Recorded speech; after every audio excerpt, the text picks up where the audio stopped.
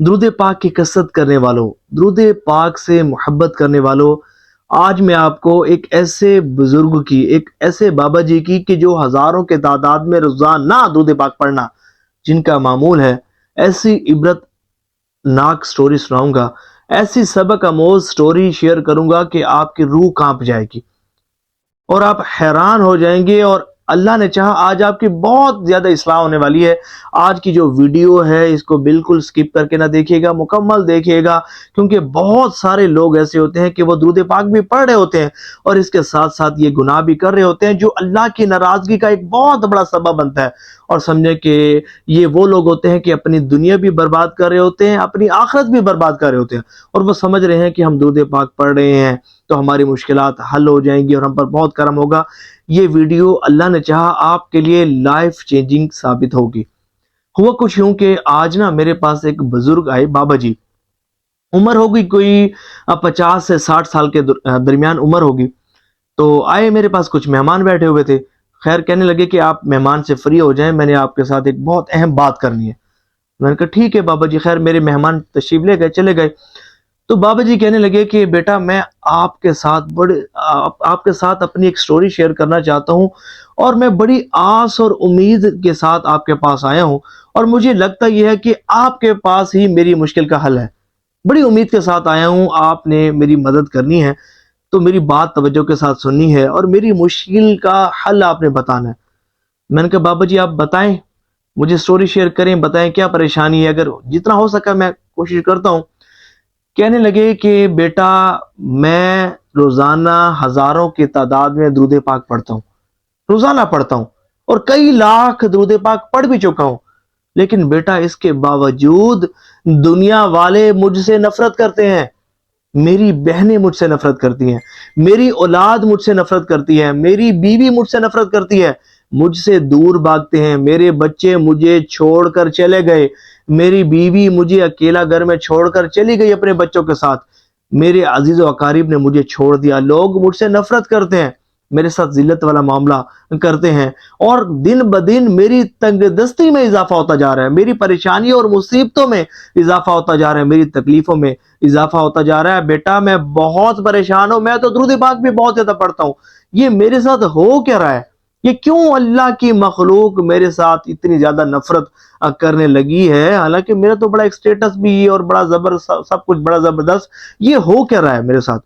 اب میں بابا جی کو دیکھ رہا تھا، بارش، سفید داڑھی، اور وہ بڑے پریشان بابا جی۔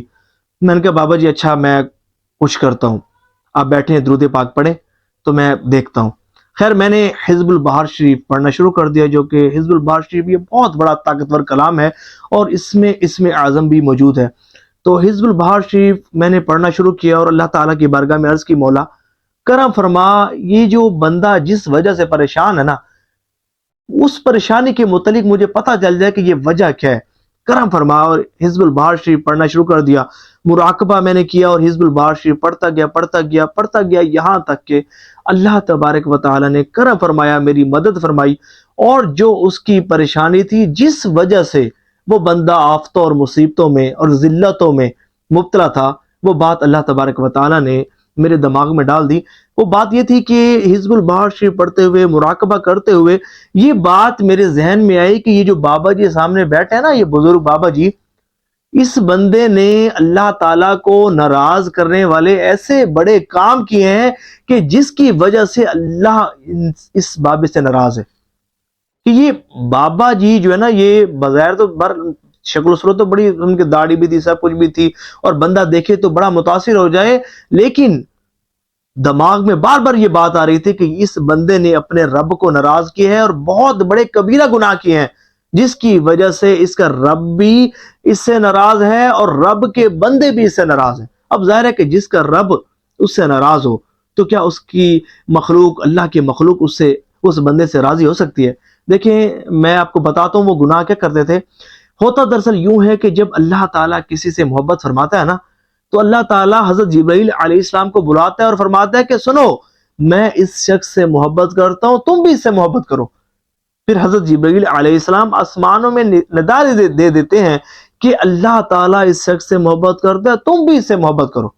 پھر زمین والوں کے دلوں میں بھی اس شخص کی محبت ڈال دی جاتی ہے. اور پھر جس شخص سے اللہ تعالیٰ نفرت کرتا ہے نا، تو حضرت جبرائیل علیہ السلام سے فرماتا ہے کہ سنو، میں اس شخص سے نفرت کرتا ہوں، تم بھی اس سے نفرت کرو. حضرت جبرائیل علیہ السلام بھی اس سے نفرت کرتے ہیں. اور پھر تمام فرشتوں کو، سارے آسمان کے فرشتوں کو یہ بتا دیا جاتا ہے کہ اللہ تعالیٰ بھی اس سے نفرت کرتا ہے، تم بھی اس سے نفرت کرو. اور پھر روئے زمین پر بھی لوگوں کے دلوں میں یہ بات ڈال دی جاتی ہے کہ اللہ تعالیٰ اس سے نفرت کرتا ہے، اور وہ مخلوق اللہ کے بندے بھی اس شخص سے نفرت کرنے لگتے ہیں.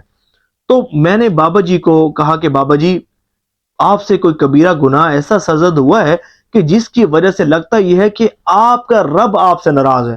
آپ نے کون سے ایسے گناہ کیے ہیں؟ اب آپ غور کریں اور کچھ آپ مکمل تسلی کریں، دیکھیں، آپ سوچیں، سوچو بچار کریں کہ کیا ایسا معاملہ آپ سے سرزد ہوا، کیا کون سے ایسے کبیرہ گناہ آپ سے ہوئے کہ جس کی وجہ سے یہ معاملات یہاں تک پہنچ گئے. تو ان بابا جی نے جب یہ سنا نا، تو کہنے لگے بیٹا آپ نے سچ کہا، میں آپ کو بتاتا ہوں کہ میں نے کون سے گناہ کیے ہیں جس کی وجہ سے میں اس ذلت کی سمجھے کہ انتہا تک پہنچ گیا. پھر کہنے لگے کہ بیٹا میں نے ویسے تو ظاہر ہے کہ بندہ گناہگار ہے، گناہ ہو ہی جاتے ہیں لوگوں سے بکثرت، مجھ سے بھی گناہ ہوئے، لیکن 2 گناہ ایسے مجھ سے ہوئے کہ میں سمجھتا ہوں کہ یہ ان گناہوں کی ہی نوعت ہے. پہلا گناہ کیا ان بابا جی نے بتایا، وہ کہتے ہیں کہ میں ایک عرصہ تک ایک شادی شدہ عورت سے زنا کرتا رہا. استغفر اللہ، اپنی جوانی کے ایام میں ایک شادی شدہ خاتون سے زنا کرتا رہا. میں یہ سمجھتا ہوں کہ یہ بہت بڑا گناہ جس کی مجھے نحوست ملی. اور دوسرا وہ کہنے لگے کہ دوسرا جو بڑا گناہ وہ یہ کہ میں نے اپنی بہنوں کو وراثت میں حصہ نہیں دیا. وہ اپنا حق مانگتی رہیں، روتی رہیں، چیختی رہیں، چلاتی رہیں، میں نے ان کو ان کا حق نہیں دیا. میں ڈٹ گیا کہ یہ میری جگہ ہے، میں تمہیں حق نہیں دوں گا.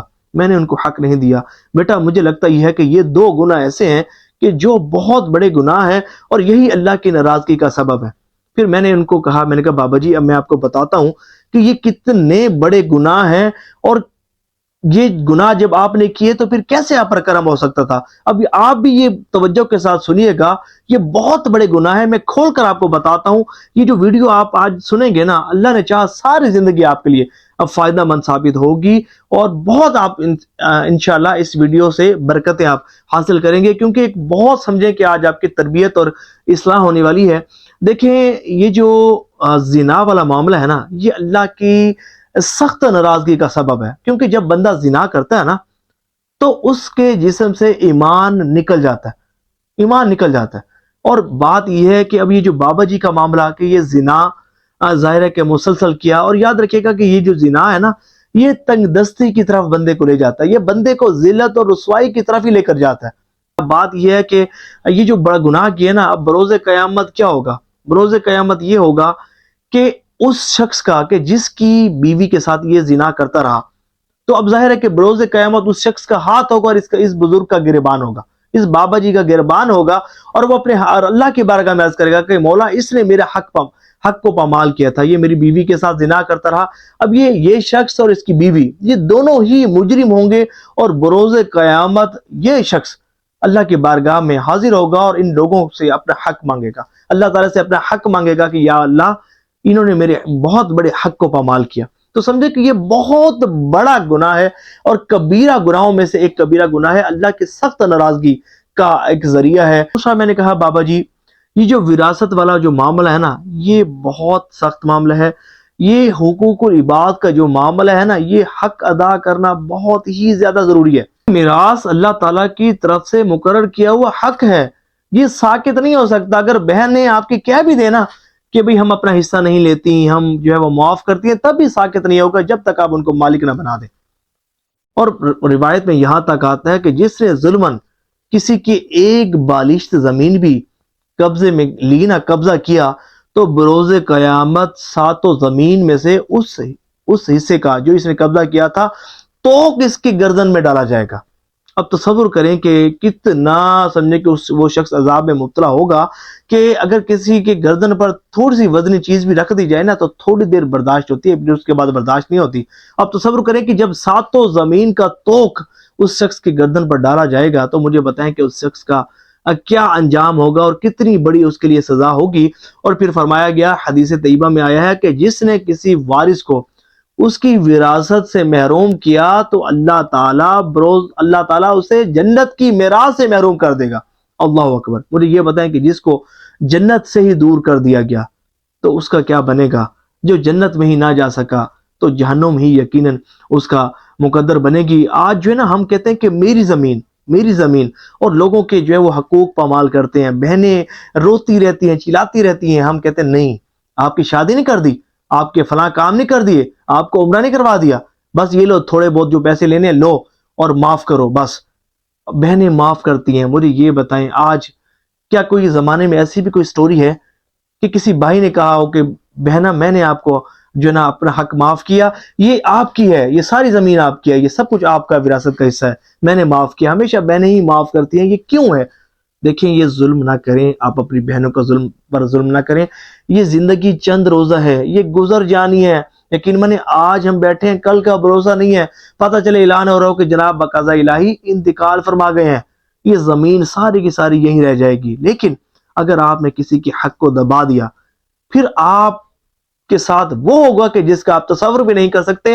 زندگی تو آپ کے برباد ہونی ہی ہے، دنیا میں تو ذلت اور رسوائی آپ کا مقدر بننا ہی بننا ہے، لیکن جب قبر میں جائیں گے نا تو آپ کے ساتھ وہ حشر ہوگا کہ جس کا آپ تصور بھی نہیں کر سکتے، اور پھر قیامت تک آپ کے ساتھ جو معاملہ ہوگا آپ اس کا تصور بھی نہیں کر سکتے، اور اللہ تعالیٰ کے عذابات کا کروڑواں حصہ بھی کوئی شخص برداشت نہیں کر سکتا۔ سچی پکی اسی وقت نیت کیجیے، اگر آپ نے کسی کے حقوق پامال کیے ہیں، اللہ کے کسی بندے کا مال آپ نے ظلماً چھین لیا ہے، اس سے اس کا حق دیں، معافی نہیں ہونی۔ اگر آپ سوچیں کہ میں استغفار کی 1 کروڑ تسمیہ کیا 1 ارب تسمیہ آپ پڑھ لیں، لیکن اگر آپ نے کسی کا حق دبا رکھا ہے، اس کو حق نہیں دیں گے تو اللہ تبارک و تعالیٰ کی بارگاہ سے آپ کو معافی نہیں ملنے والی۔ یہ کان کھول کر سن لیں، جتنی مرضی عبادت کر لیں، حقوق العباد کا معاملہ بڑا سخت ہے۔ اگر آپ راہ نجات چاہتے ہیں، آپ چاہتے ہیں نا کہ آپ کی دنیا بھی سنور جائے، آپ کی آخرت بھی سنور جائے، تو حقوق جن کے پامال کیے ان کو ان کے حقوق ادا کریں، تو اللہ کریم بھی کرم فرمائے گا۔ میں نے جب بابا جی کو بتایا نا، یہ ساری بات بتائی اور کھول کر ساری وضاحت کی، تو بابا جی نے کہا بیٹا میں سچی پکی توبہ کرتا ہوں، میں جاؤں گا اور جا کر اپنی بہنوں کو ان کا حق دے دوں گا۔ اللہ تعالی ہم سب کا خاتمہ ایمان پر فرمائے۔ ثواب کی نیت سے اس ویڈیو کو شیئر ضرور کیجیے گا۔